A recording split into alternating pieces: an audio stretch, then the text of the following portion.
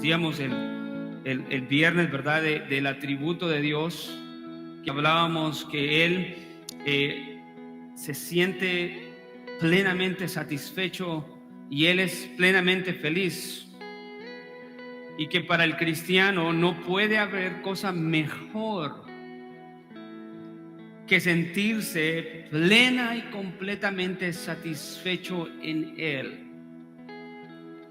No se trata de cuánto Dios nos da para ser felices, porque Dios nos puede dar todas aquellas cosas que desea nuestro corazón, pero eso no llenaría esa necesidad que nosotros tenemos profunda,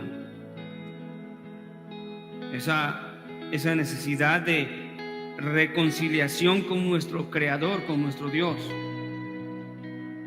Imagínense cómo es la sabiduría de Dios, que nosotros pudiéramos decirle al Señor: Señor, yo estaría feliz si tú me dieras, y llena el blanco. Pero de acuerdo a lo que vimos en la clase y lo que la Escritura nos enseña, nosotros no podemos pedir así, sino que nosotros debemos de decir: Señor, yo quiero estar plenamente satisfecho en ti, o Señor, yo estoy plenamente satisfecho en ti y no necesito nada más. Creo que en la medida en que nosotros vamos creciendo espiritualmente, en la medida en que vamos entendiendo la palabra de Dios, en la medida que vamos madurando, eso se va convirtiendo en nuestro mejor objetivo, en el conocer mejor a Dios, en el entender mejor a Dios, porque eso es lo único que me podrá mantener firme en toda tribulación, en toda tentación, en toda debilidad. ¿Por qué? Porque siempre soy débil. Siempre estoy propenso a rebelarme y al pecado. Todavía no tenemos alas. Es mentira que tenemos un aura colgando encima de la cabeza, ¿no? Flotando.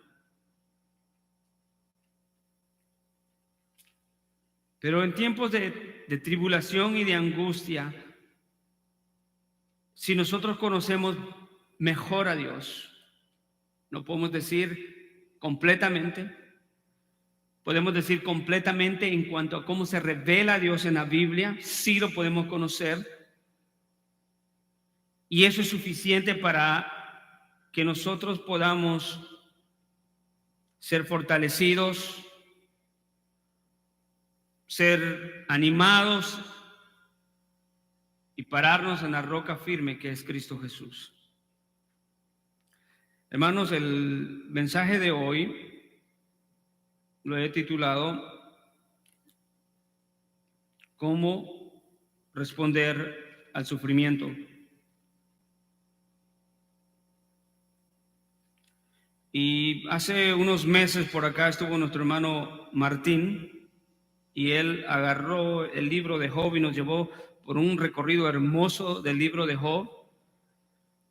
No pensé que se pudiera hacer, pero él lo hizo excelentemente. Y él empezó con el capítulo 1 y el capítulo 2 explicándonos. Ahora yo voy a agarrar el último capítulo. Y quisiera que vaya conmigo. Y espero que a través de esta predicación pueda añadir a lo que ya se nos añadió en aquel entonces en esa predicación en cuanto a el sufrimiento. ¿Se recuerda el título de aquella predicación? Era la soberanía de Dios en el sufrimiento. Hoy la pregunta es: ¿cómo debemos responder ante el sufrimiento que está presente siempre en la vida del ser humano? Job 42, 1. Y permítame hacer una oración antes de leer lectura para después continuar y no detenerme.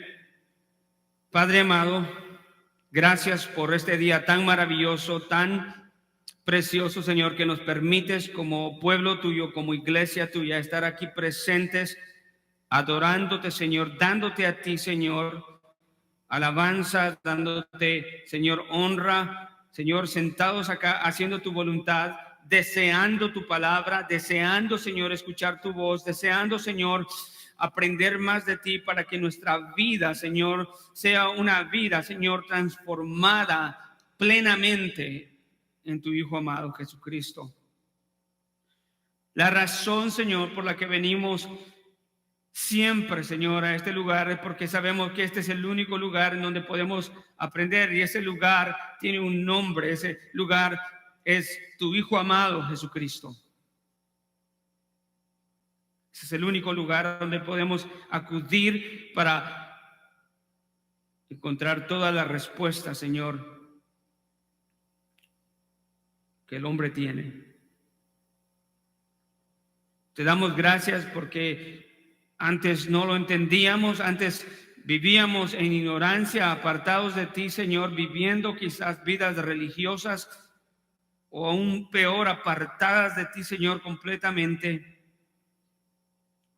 sin captar, Señor, la realidad de un Dios amoroso, un Dios justo, de un Dios santo. Aunque todo alrededor nos da testimonio de ti, vivíamos así, pero ahora, Señor, te agradecemos porque estamos aquí sentados, sabiendo que has dado tu revelación especial, tu palabra. Y es aquí donde podemos entender el mensaje del Evangelio de esperanza para el hombre. Gracias. En el nombre amado de tu Hijo precioso, Cristo Jesús. Amén y amén. ¿Cómo debemos responder al sufrimiento? Job 42, 1 al 6. Después de que Job ha sufrido, ha tenido pérdidas, ha cuestionado a Dios, ha llegado a la conclusión que Dios era injusto. El capítulo 42 nos da una conclusión maravillosa, y creo que es parte del propósito de Dios en este libro, de que entendamos cuál es la manera en que debemos de responder como creyentes al sufrimiento. Y aquí Job concluye: después de una travesía ardua y laborosa, al punto de a veces hasta desear la muerte por el mismo sufrimiento, él llega a esta conclusión y se narra de esta manera: entonces Job respondió al Señor y dijo: yo sé que tú puedes hacer todas las cosas y que ningún propósito tuyo puede ser estorbado. Eso es bien importante. ¿Quién es este que oculta el enojo sin entendimiento?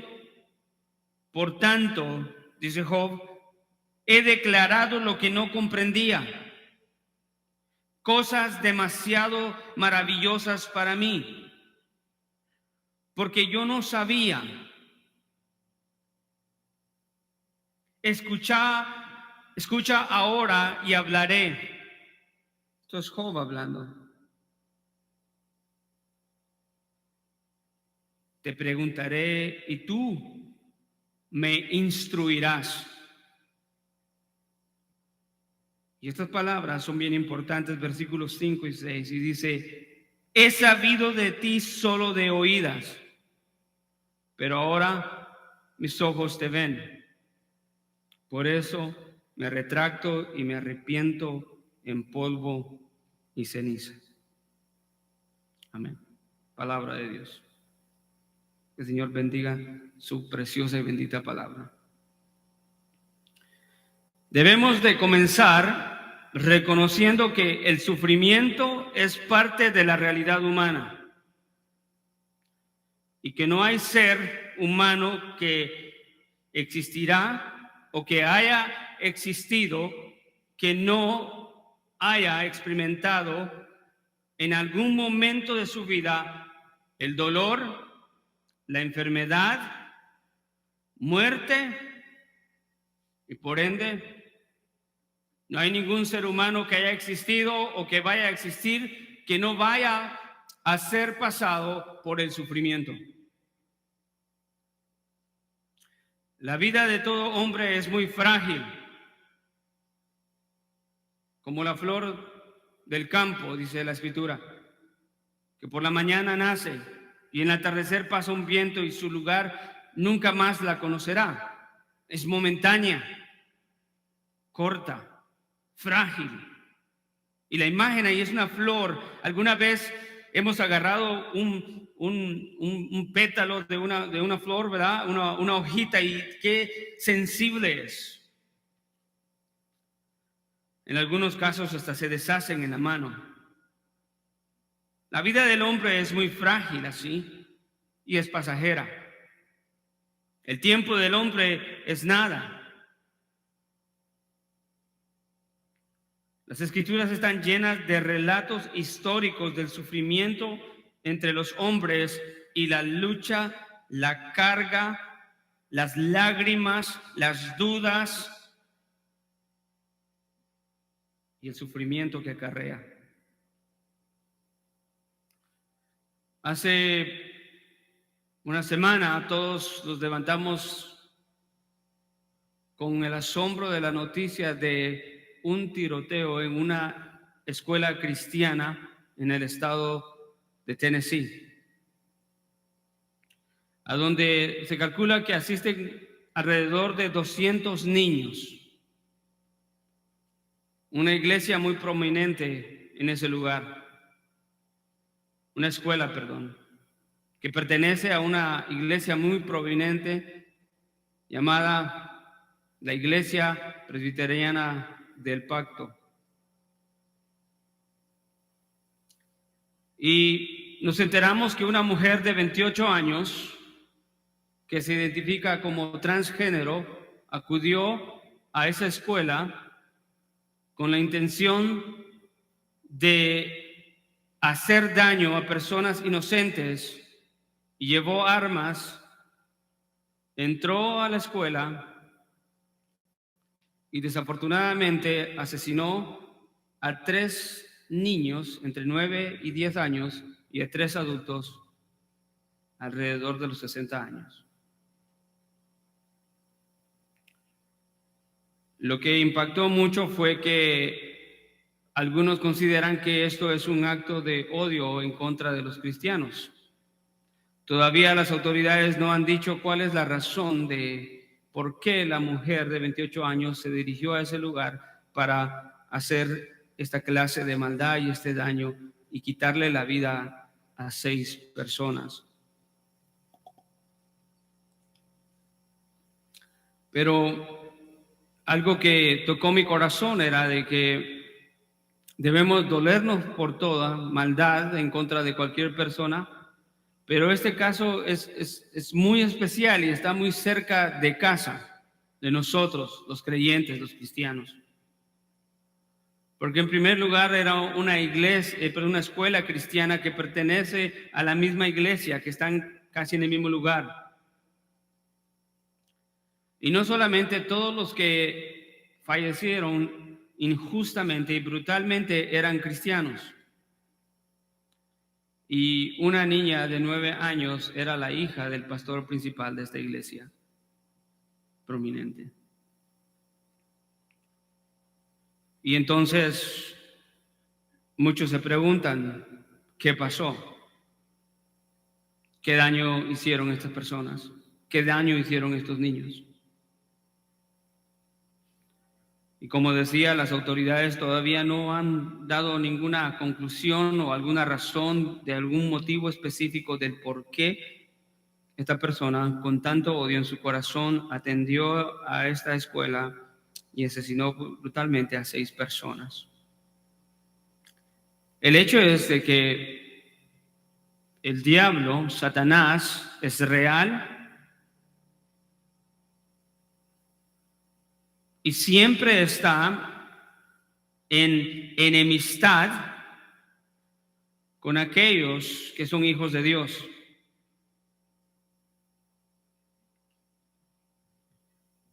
Tristemente, a estas escuelas llegó la maldad personificada a través de esta mujer.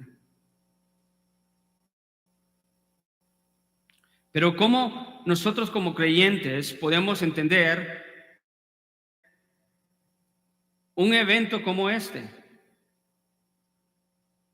¿Cómo podríamos contestarnos a nosotros mismos quizás la pregunta ¿por qué pasó esto? Y peor aún, como dicen los no creyentes, ¿por qué Dios permitió esto?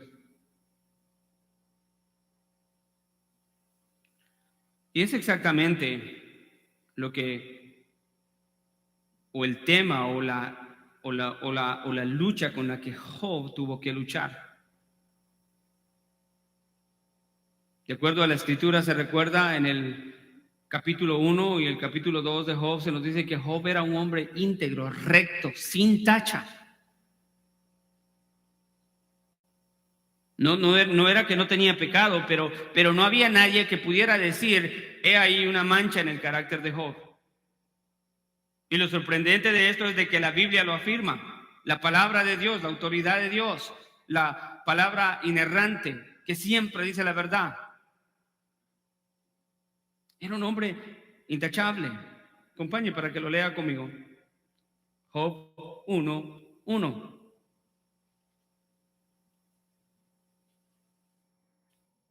¿Qué dice? Lo tiene, el versículo 1 dice, hubo un hombre en la tierra de Uz llamado Job que era aquel hombre intachable.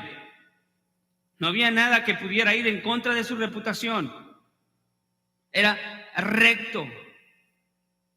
Era temeroso de Dios. ¿Y qué? Apartado del mal. Una manera de decir, era un hombre santo.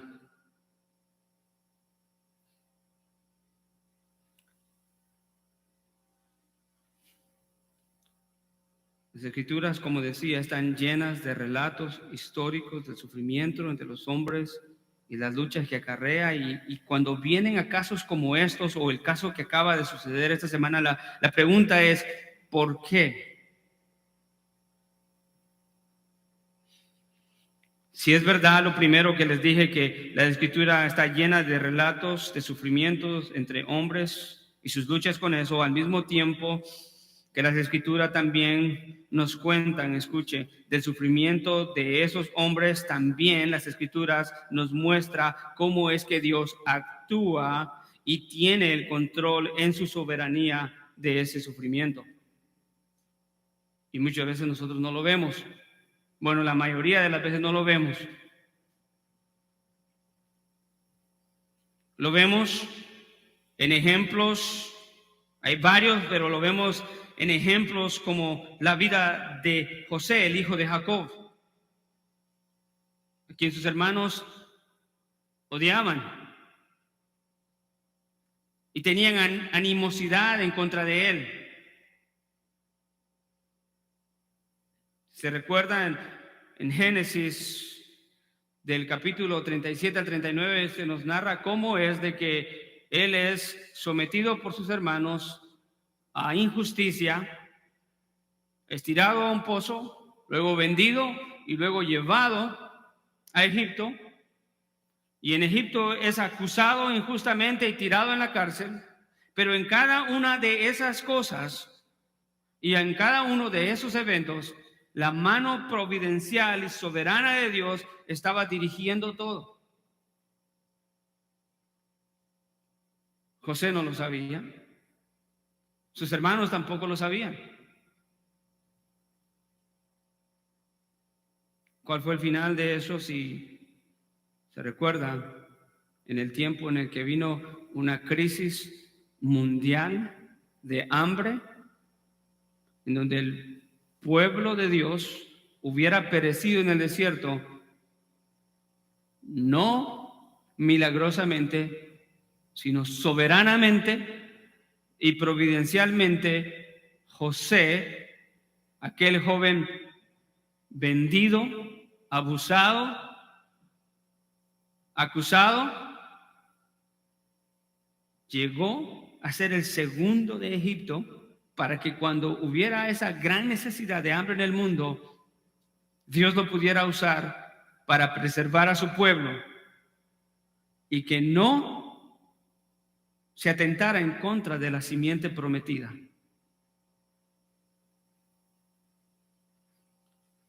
Entendemos eso porque era necesario y no iba a haber otra eventualidad, otra que el pueblo de Dios fuera preservado, porque a través del pueblo de Dios vendría la simiente prometida. El Hijo de Dios. Pero Job no sabía eso. Perdón, José y sus hermanos. También lo vemos en la vida de Noemí, aquellos que han gozado y han disfrutado de la historia de Ruth. Vemos que la familia de Noemí, que era su esposo Elimelech, Noemí y sus hijos se van a Moab y estaban en Belén, una tierra que el nombre mismo dice que quiere decir casa de pan. Pero sucedía que a causa de la desobediencia del pueblo de Dios había venido una de las maldiciones que se había prometido en Deuteronomio. Había venido hambre y por causa de eso la familia sale. Van a Moab y estando en Moab no se dan muchos detalles, pero el esposo muere. La palabra del Señor luego nos dice que luego los dos hijos mueren, ya estando casados. Ahora regresa Noemí a Belén cuando ya el tiempo ya había pasado, el problema económico ya había pasado, ya había trabajo, ya había comida, ya había alimento. Ella regresa. Y cuando regresa amargada, frustrada, reconocía la soberanía de Dios, pero confesaba que era un Dios malo. Ella decía: no me llamen Noemí, díganme amargada, porque Dios me ha traído así. Me llevó allá con las manos llenas y me trajo acá con las manos vacías. Por falta de tiempo no podemos hablar de todos los detalles preciosos de ver la providencia extraordinaria de Dios moviéndose en la vida de Noemí. Pero al final de la historia narrada en Ruth se nos cuenta que nació no de Noemí, sino de la de la esposa de su hijo, Ruth, nació un niño.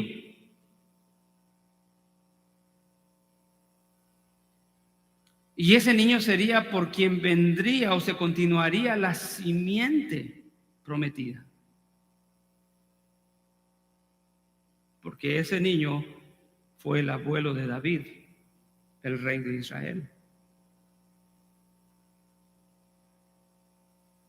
Sin embargo, si fuéramos a juzgar la historia por los hechos que ven los ojos de sufrimiento, de pérdida, escuche, no era cosa simple. Era irse de un país, dejar todo aquello que te gusta, aquello con lo que te relacionas, tu cultura, tu religión, e ir a una religión que no era tuya, a un lugar en donde solamente había paganismo, e incluso había una prohibición de parte de Dios del unirse a esos pueblos. Y llegar a ese lugar y que perdiera a su familia. Si fuéramos a juzgar las cosas por eso,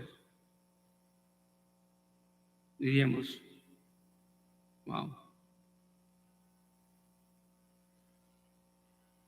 qué mal.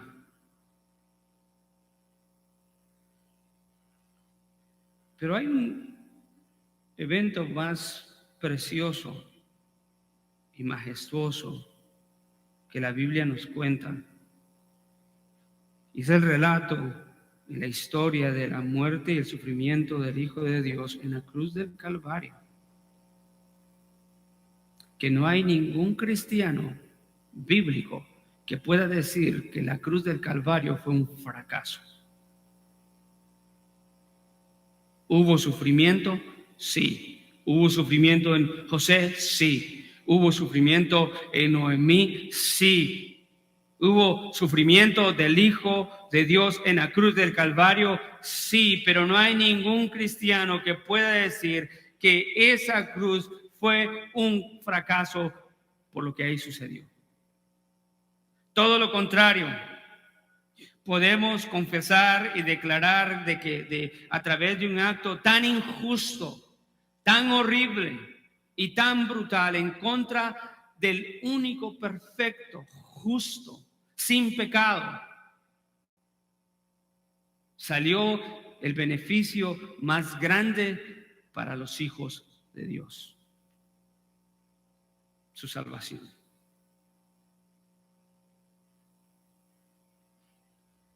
Hechos 2:22 nos da un corto pensamiento acerca de eso.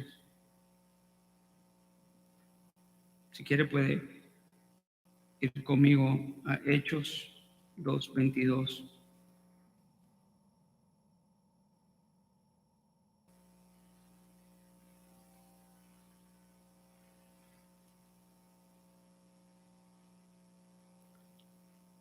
No se trata solamente de que fueron los hombres mismos que obtuvieron un beneficio y una bendición que no sabían a través de sufrimientos, sino lo vemos en la misma vida de nuestro Señor Jesucristo, que es un testimonio de los más grandes en que el sufrimiento trae bendición a los hijos de Dios en la sabiduría de Dios. Hechos 2:22 dice: varones israelitas, escuchad estas palabras. Jesús Nazareno, varón confirmado por Dios entre vosotros con milagros y prodigios y señales que Dios hizo en medio vuestro a través de él, tal como vosotros mismos sabéis. A este entregado por el plan predeterminado y el previo conocimiento de Dios, clavasteis en una cruz por manos de impíos y lo matasteis, a quien Dios resucitó, poniendo fin a la agonía de la muerte, puesto que no era posible que le dejara bajo el dominio de ella. La imagen ahí es explícita. Vemos el sufrimiento de ser clavado en una cruz y llevado a una muerte, pero el resultado, en la sabiduría de Dios, fue que aquellos inmerecedores de la gracia y del perdón de Dios, ahora la obra de Dios estaba completamente hecha. Y no iba a ser una varita mágica. Son santos ya. Sus pecados están perdonados. Fue a través del sufrimiento mismo del Hijo de Dios en la cruz del Calvario. ¿Podemos entender tal cosa? No. Pero la sabiduría de Dios sí. Porque para nosotros es Señor, pero ¿por qué no hiciste todas las cosas nuevas? ¿O por qué no una palabra en un momento y todos perdonados? Hay algo que nosotros no entendemos a través del sufrimiento, que la sabiduría de Dios sí.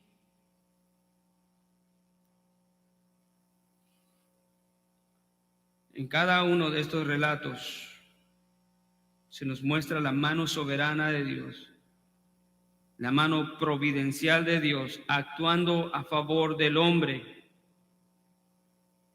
que nos da a entender una cosa, que a pesar del sufrimiento, que la mayoría de las veces nosotros no entendemos, ese sufrimiento puede ser usado por Dios para traer un bien al hombre.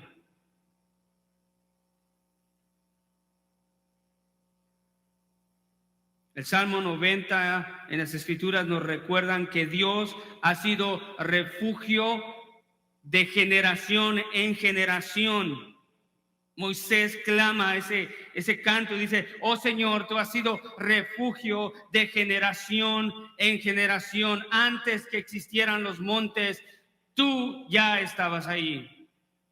Y él dice eso en un contraste en cuanto a la fragilidad y el corto tiempo de la vida del hombre, y está diciendo: oh Señor, aquellos que confían en ti y ven a ti, tú has estado ahí como un firme refugio. Y ese lenguaje de decir: tú has sido refugio de generación en generación, y antes que existieran los montes, tú estabas ahí, es decir, tú eres eterno.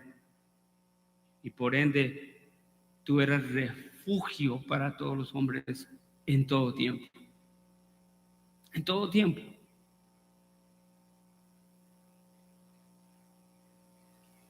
Ese es nuestro Dios eterno. Ese es nuestro Dios omnipotente, que todo lo puede hacer. Todo aquello que le complace y que va en conformidad a su carácter santo, justo, amoroso, todo lo puede hacer. Ese es nuestro Dios omnisciente, que conoce todo lo del pasado para nosotros, conoce todo nuestro presente, conoce cada una de nuestras luchas y sufrimientos, y conoce todos los eventos por venir. Y escucha, recuerda, Él conoce aún todas aquellas cosas posibles que no existen, pero que pudieran ser. Ese es nuestro Dios omnipotente.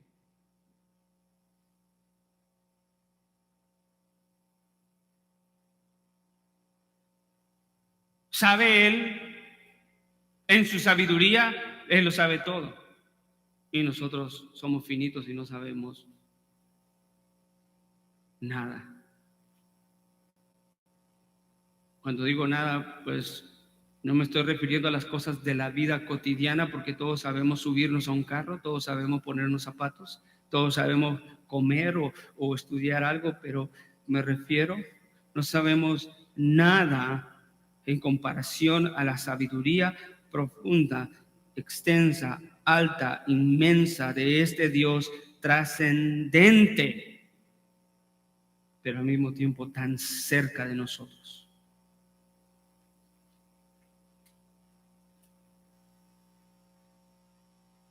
El salmista dice: tú has sido refugio de generación en generación a los hombres.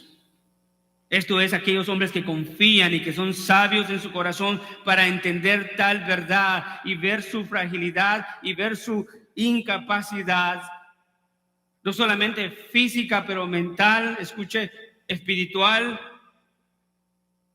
y decir: tú eres creador, tú eres eterno, tú lo puedes todo, tú sabes todo, y yo no.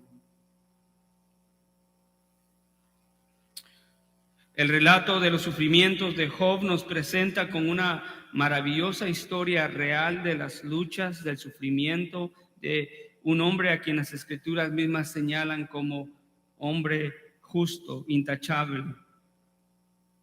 La vida de Job, quien sufrió, escuche, por la voluntad divina, nos enseña cómo es que el hombre justo debe de responder ante el sufrimiento que es real. Porque empezamos diciendo de que el sufrimiento es real.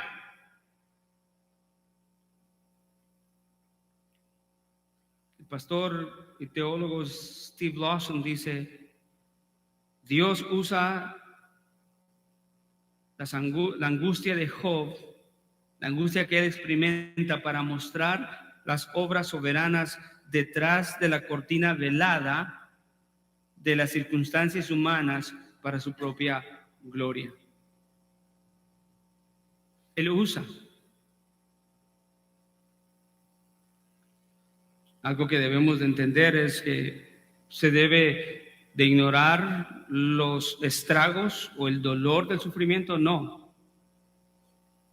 La Biblia no está diciendo que Dios es apático, que no tiene simpatía, que no se conmueve al dolor del que causa el sufrimiento. No se debe ignorar el sufrimiento, ni los estragos, ni las cosas que causa en la vida de las personas.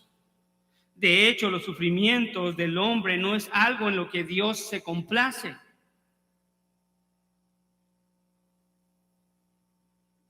Acompáñeme a Ezequiel 18:3.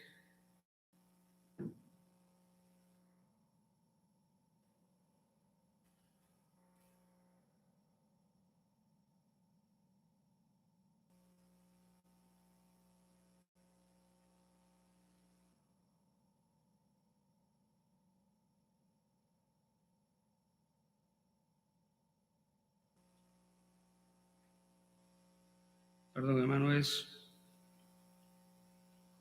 Mateo 9:35 primero.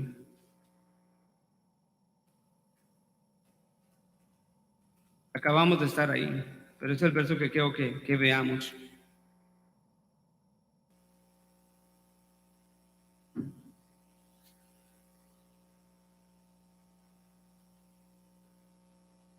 Señor no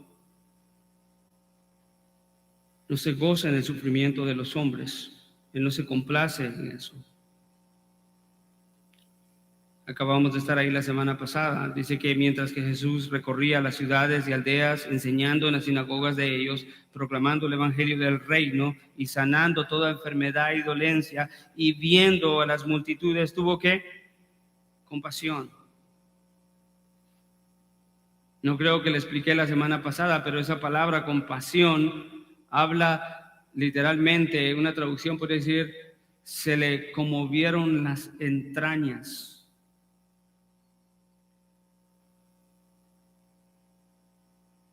Los intestinos.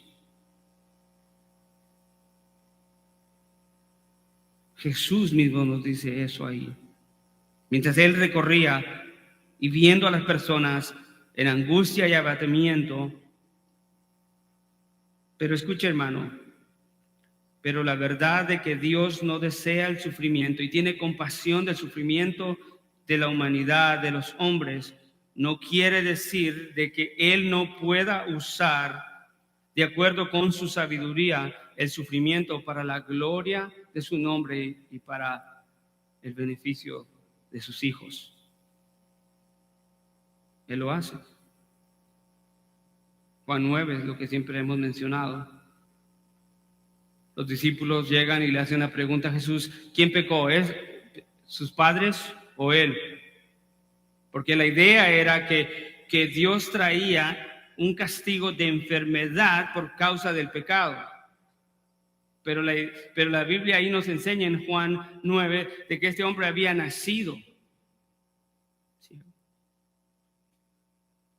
Y es una oportunidad en la que Jesús les enseña la soberanía divina a estos discípulos y les dice: no pecó ni su padre, ni su madre, ni él pecó. Y la respuesta de Dios es: está así. Esto es para la gloria, para que Dios sea glorificado, para la gloria de Dios. Y eso choca. Nos ponemos a ver, ¿cómo? Este hombre nació así, tuvo problemas toda su vida, Y en la providencia divina nada de eso sucedió. Fuera del alcance de Dios, ni impidió que Dios usara la vida de ese ciego para la gloria de su nombre, lo cual fue cierto.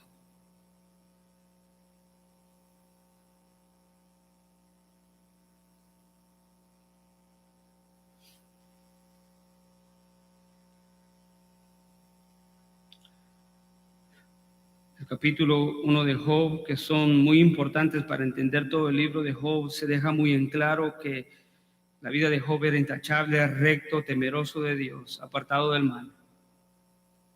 Sin embargo, aun siendo un hombre justo y piadoso, Dios en su soberanía permite el sufrimiento de Job, como del ciego de nacimiento en Juan 9, como la muerte de su hijo en la cruz del Calvario. Y esto de sufrimiento que llegó a la vida de Job, escuche, era algo de lo cual Job no estaba sabedor.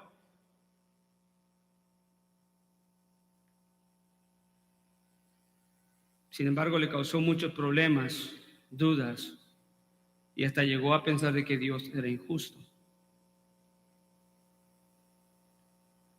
Los primeros 2 capítulos son sorprendentes porque aquí nos muestra la Escritura, amados hermanos, la mano y soberanía divina permitiendo el sufrimiento de Job. De esto, el comentarista Matthew Henry dice lo siguiente: nunca debemos considerarnos a salvo de las tormentas mientras estemos en esta región terrenal. Antes de relatarnos, estoy hablando del libro de Job, antes de relatarnos cómo lo tomaron por sorpresa sus aflicciones y cómo se apoderaron de él en este mundo visible, se nos narra aquí cómo se confabularon en el mundo de los espíritus, pues el diablo, teniendo una gran enemistad en contra de Job, por su eminente piedad, solicitó y obtuvo permiso para atormentarlo. Job estaba viviendo con su vida tranquila. Era una vida normal. Se levantó un día y vinieron todas las aflicciones. Perdió todas sus riquezas, perdió sus animales, perdió sus siervos. Todas estas cosas eran distintivos de riqueza en ese tiempo. Pero perdió a sus 10 hijos en una catástrofe. ¿Y sabe qué dice la Biblia? Que en todo eso Job no pecó.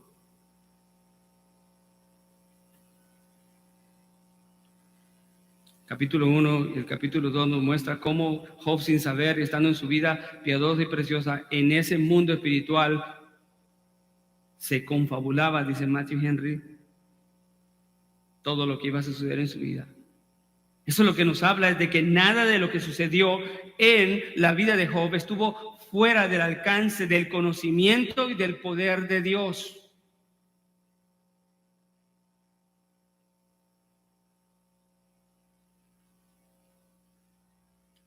Pero la pregunta es, ¿por qué sufren los justos entonces? ¿Y cómo debemos de dar respuesta? Steve Lawson dice lo siguiente: los justos sufren porque Dios, según su infinita sabiduría, elige que ellos sufran. Y la verdad de las cosas es de que la Biblia, tanto en Job o en ningún lado, da respuesta por qué los justos sufren. No hay una respuesta a eso. Dios no se toma el tiempo para decir, por esto sufrió el justo. Pero lo que sí podemos ver es que Dios en su sabiduría y en soberanía puede usar el sufrimiento del justo que viene, escuche, para traer bendición al hombre y, más importante, gloria a su nombre.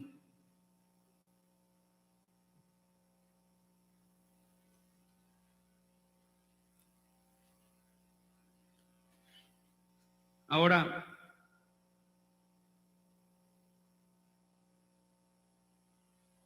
Cuando el hombre justo sufre, muchos creen que Dios está castigando al hombre, como decíamos el ejemplo de Juan 9. Pero Dios no está castigando un pecado cometido. Dios no está castigando al hombre con sufrimiento por un pecado específico. Hay muchos que creen eso. Antes de morir el año pasado, un primo de nosotros en la familia en el país de Guatemala, en una llamada telefónica con mi madre, antes de que mi madre se enfermara, le llamó y él estaba enfermo de cáncer y le dice, tía, he sufrido más de 5, 7 años. Y le dice, no sé qué pecado cometí para que Dios me esté castigando de esta manera. Y mi madre, siendo la teóloga que es, agarró la Biblia, se fue a Juan 9, había estado ella en esa predicación, y le leyó Juan 9 y le explicó que esa no era una manera correcta de ver, porque Dios no hacía eso. Él estaba escuchando cosas que no eran bíblicas. Y hay muchos que piensan así. El pensar así conducirá a equivocaciones y a un mal entendimiento de la naturaleza de Dios.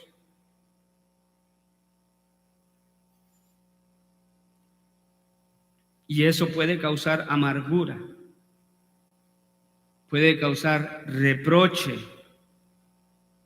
Aún Job llegó a decir, ojalá que hubiera muerto y que nadie me hubiera visto.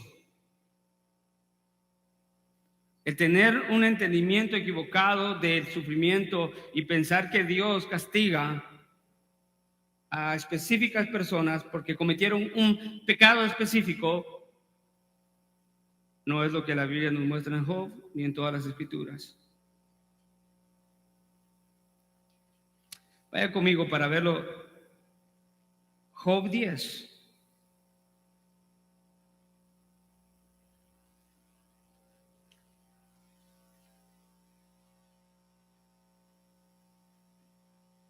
Job 10. Escuche el lenguaje de no entender o pensar de esa manera. Escuche cómo le estaba afectando en la vida a Job. ¿Lo tiene? Job 10, versículo 1 dice, hastiado estoy de mi vida.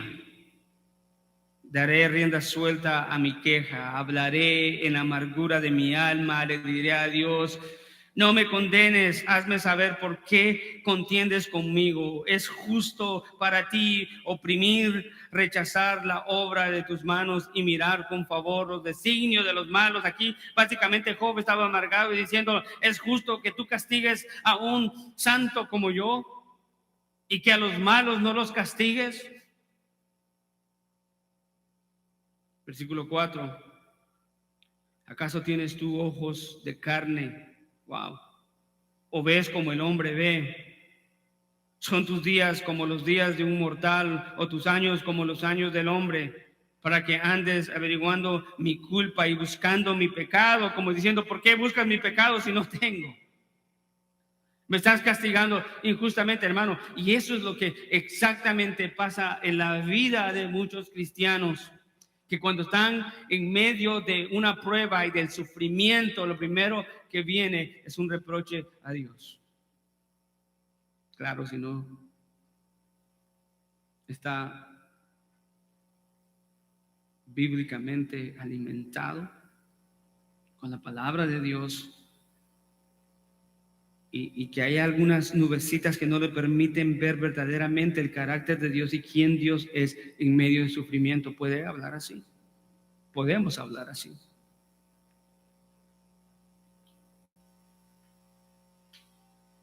Una de las características primordiales del hombre en medio del sufrimiento es que quiere tener el control de todo. No quiere sufrir, quiere hablar para parar el sufrimiento, quiere hacer para parar el sufrimiento, quiere pagar para parar el sufrimiento, y es más, quiere buscar en dónde depositar la causa de ese sufrimiento. Y al no encontrarla, lo único que puede venir es amargura, dolor, tristeza, frustración. ¿Cómo actuar cuando se pierde un hijo? Bebé. ¿Cómo actuar cuando se pierde un hijo joven? A una enfermedad o a un accidente. ¿Cómo actuar cuando se pierde el esposo en un accidente laboral o a una enfermedad? ¿Cómo actuar cuando se pierde la esposa por un accidente, un crimen?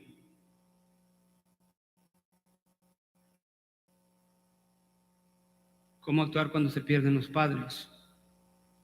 ¿Está todo eso fuera del control de Dios? De acuerdo a lo que la Biblia nos muestra, no, Dios es soberano en todo. ¿Cuánto nos convendría clamar y reconocer y decirle al Señor: oh Señor, tú has sido refugio de generación en generación, y yo sé que estarás ahí para mí en el día de la prueba, en el día de la enfermedad, en el día de la muerte, en el día de la pérdida?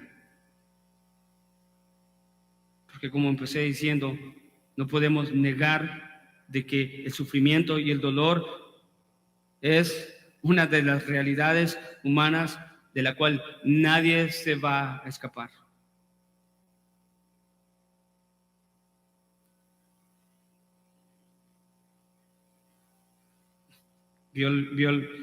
Acompáñeme al versículo 18, ahí mismo donde está. Escuche las palabras de lo que puede causar un conocimiento distorsionado o corto de Dios y del sufrimiento. En realidad, hermano, escuche, el libro de Job no es ni siquiera el énfasis, no es el sufrimiento de Dios, sino es la soberanía de Dios y la necesidad del hombre de reconocer esa soberanía de Dios, que Él tiene el control aún en medio de la muerte, aún en medio del dolor, aún en medio de la enfermedad. Escuche las palabras de Job en el verso 18 del capítulo 10. Dice: ¿por qué pues me sacaste de la matriz? Ojalá que hubiera muerto y nadie me hubiera visto. Son palabras fuertes. Sería así como si no hubiera existido, llevado del vientre a la sepultura. Escuche, wow. Job está diciendo: Señor, estoy sufriendo tanto y tú no puedes arreglar este problema, que mejor hubiera sido salir del vientre a la tumba.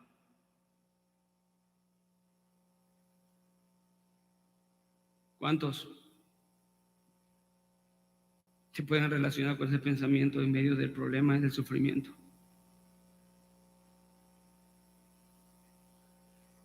Ve lo que causa en la soberanía de Dios. En el mundo espiritual se deciden las cosas, no las entendemos, sufrimos, y todo esto viene a causar esto. Pero en la vida de los hijos de Dios, Dios no se está equivocando. ¿Dios qué? Es un Dios ¿qué? Perfecto, que siempre se cumple su voluntad, y su voluntad es ¿qué? Buena.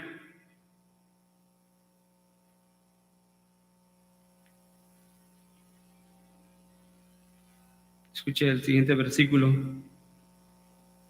19. Sería como que si no hubiera existido, llevado del vientre a la sepultura. No dejará Él, hablando de Dios, en paz mis breves días. Apártate de mí. para que me consuele un poco antes de que me vaya para volver. Job, no. Esta vida es la temporal. Hay una vida eterna. ¿Sabe? No podemos entender y debemos de orar por eso, porque quizás no lo debo decir con una falta de amor y compasión, pero es tan importante que le hagamos entender a las personas que si este mundo está lleno de sufrimiento, ¿sí?, que es una realidad, muerte, enfermedad, escasez, y la esperanza de Cristo está en que Él nos dará vida eterna y paz eterna porque tenemos comunión eterna con Él. ¿Por qué rechazar una oferta tan preciosa y tan hermosa de la vida eterna? Cuando el hombre dice, no quiero, está diciendo, estoy sufriendo en este mundo y estoy dispuesto a ir a sufrir por la eternidad. No me interesa lo que Dios puede hacer en mi vida a través de Cristo.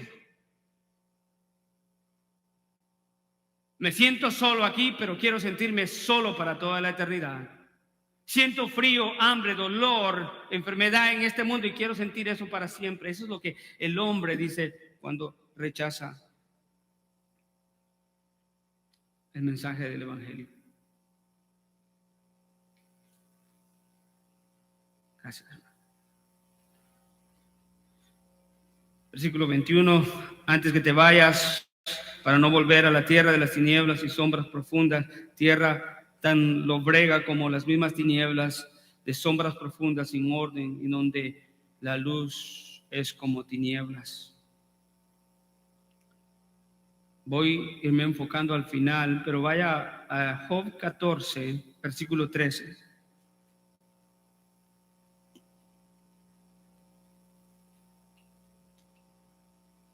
¿Lo tiene? Dice Job acá: oh, si me escondieras en el Seol, si me ocultaras hasta que tu ira se pasara, si me pusieras un plazo y de mí te acordaras. Si el hombre muere, volverá a vivir. Básicamente está pidiendo la muerte, diciendo, si el hombre muere, volverá a vivir. No, ahí se acabará el sufrimiento, según Job, en este momento, en estas palabras.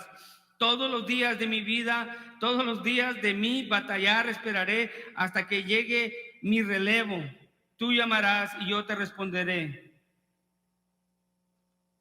Versículo 16, porque ahora cuentas mis pasos, no observas mi pecado. Sellada está en un saco mi transgresión y tienes cubierta mi iniquidad. Oh, si me dieras el Seol. El último versículo que es importante que veamos es el versículo 16, capítulo 16, versículo 6.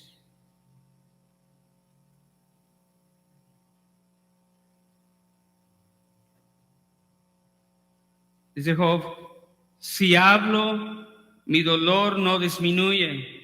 Si callo, no se aparta de mí. Escucha, ve lo que le está diciendo. No encuentro solución a esto. Si hablo de mi dolor y lo traigo, no disminuye mi dolor. Pero y si callo, no se aparta de mí. Pero ahora Él, o sea, Dios, me ha agobiado. Escuche, le estaba echando la culpa a Dios. Tú has asolado toda mi compañía y me has llenado de arrugas que en testigos se han convertido. Mi flacura se levanta contra mí y testifica en mi cara. Su ira me ha despedazado y me ha perseguido. Contra mí él ha rechinado los dientes. Mi adversario aguza los ojos contra mí.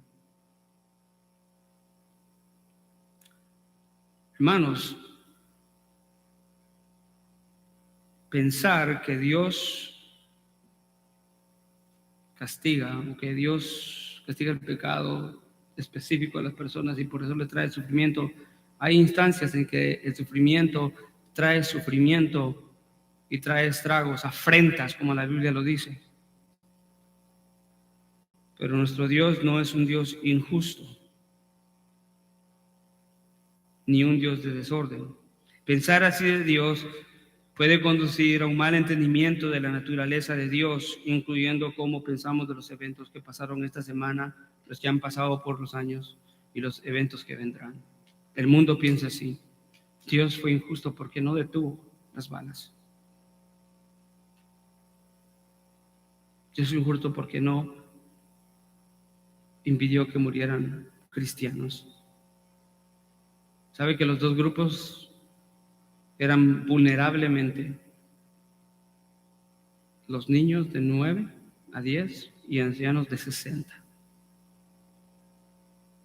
Completamente vulnerables.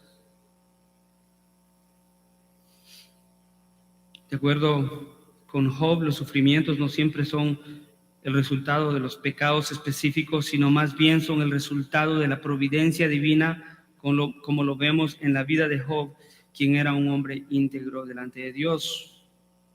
Los sufrimientos de Job no vinieron porque él era malo. Si la Biblia dice que era recto, íntegro, intachable.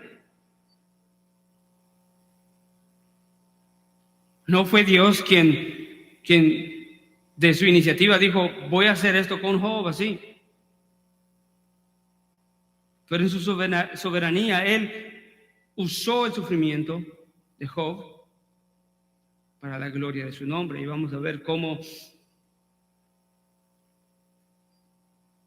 es que concluye esto, contestando la pregunta: ¿cómo es que debemos de responder como cristianos al sufrimiento?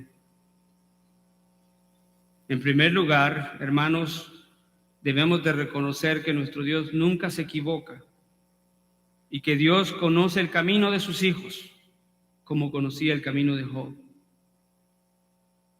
Dios sabe nuestras virtudes y el Señor también sabe nuestros pecados.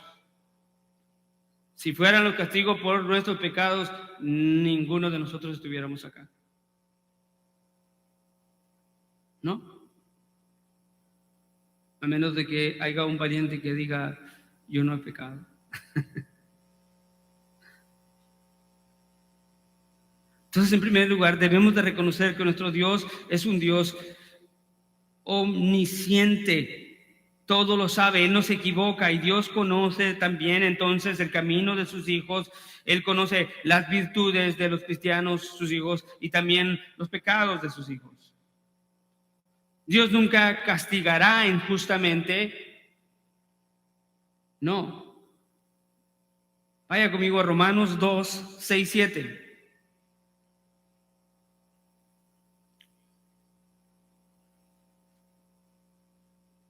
¿Lo tiene? Dice la Escritura que Él pagará a cada uno conforme a sus obras. A los que por la perseverancia en hacer el bien buscarán gloria, honor e inmortalidad, vida eterna, pero a los que son ambiciosos y no obedecen a la verdad, sino que obedecen a la injusticia, ira e indignación.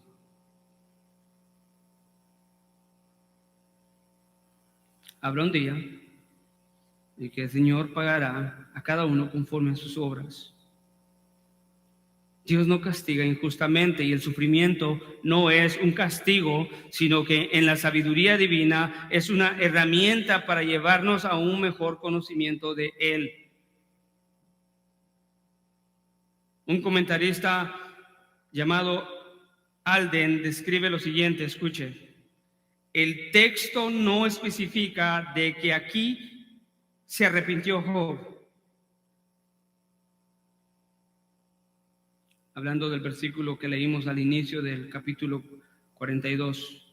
El texto no especifica que se arrepintió Job. Dice él: yo prefiero decir que confesó que Dios había sido demasiado pequeño y necesitaba que la teofanía le recordara el hecho de que el Dios del universo y el creador de todas las criaturas es más grande, más elevado y más sabio de cualquier otro mortal, de lo que cualquier otro mortal puede imaginar y mucho menos desafiar. El problema de Job, escuche, no era que Dios era un Dios injusto. El problema de Job era que el Dios que Job conocía, lo conocía de oídas. El Dios de Job, a quien conocía de oídas, ese era el problema de Job. Dios se manifestó a Job declarándole su necedad al final,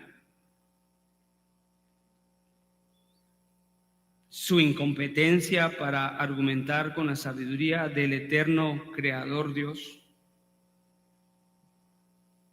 Y al Job entender todo eso y ser confrontado delante de Dios, y no vamos a ir al texto para leerlo, pero usted lo ha leído, en donde Dios le dice: Job, amárrate los pantalones bien y párate enfrente de mí, y ahora yo te voy a preguntar a ti.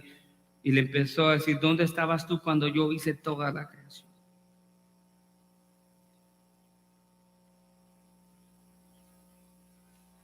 ¿A dónde estás tú cuando yo tengo mi mano en toda la creación? Al ser confrontado, Job terminó diciendo esas palabras donde empezamos leyendo. Y él decía, o dijo: yo hablaba cosas que no entendía, cosas maravillosas. Y declara y dice: de oídas te había oído, mas ahora mis ojos te ven. Job 42, del 3 al 5. Escuche, hermano, concluyo con esto. Al tener un mejor entendimiento de Dios, Job confió que el sufrimiento, aunque real y con consecuencias terribles y dolorosas, escuche, que él como hombre finito, mortal, no podía entender, aún así, él entendió que Dios sí podía entender en su sabiduría ese sufrimiento, mucho mejor que él. Job llegó a la conclusión de que el entendimiento y la sabiduría de Dios era la mejor forma para entender y responder al sufrimiento que la forma humana. Y vimos cómo los tres amigos erraron y Job erró. Al final le responde Dios: ¿por qué sufrió Job? ¿Siendo un hombre justo o no? Pero lo que sí podemos ver, escuche, es que al final hubo un cambio y la confianza en el Dios soberano era lo que Job necesitaba. Esa es la misma confianza con la que cada justo debe responder en medio del sufrimiento. Porque el sufrimiento, hermano, llegará. No sé cuándo. No sé cuándo llegará el sufrimiento.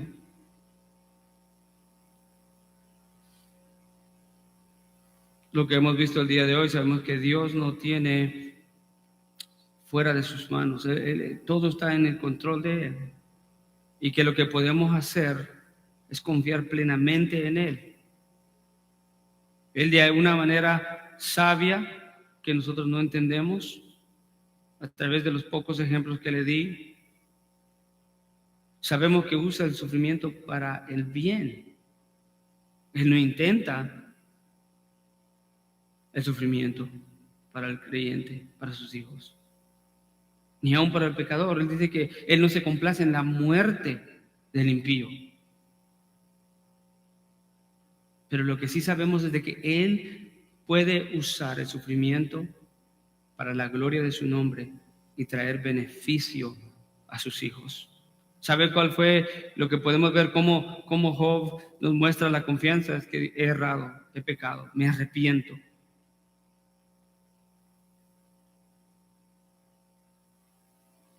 Es digno imitar y ver cuánto la Biblia nos manda a confiar a Dios en medio del dolor y sufrimiento. Aunque muchas veces no lo entendemos en nuestra limitación, pero debemos de confiar que aquel que todo lo puede sabe que de todo lo malo habrá un buen fin, y podemos decir gloria a Dios. Amén. Gracias, Padre, por este momento precioso. Señor, te pedimos primeramente, Señor, por las familias afectadas, Señor, en esa masacre, Señor, ese tiroteo. Muy difícil y muy triste para las familias que lo están sufriendo, Señor, y aún la comunidad. Señor, nunca vamos a encontrar una respuesta por qué personas inocentes murieron a manos de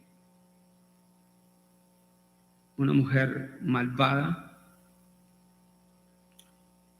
Pero lo que sí sabemos, Señor, que a pesar del dolor y del sufrimiento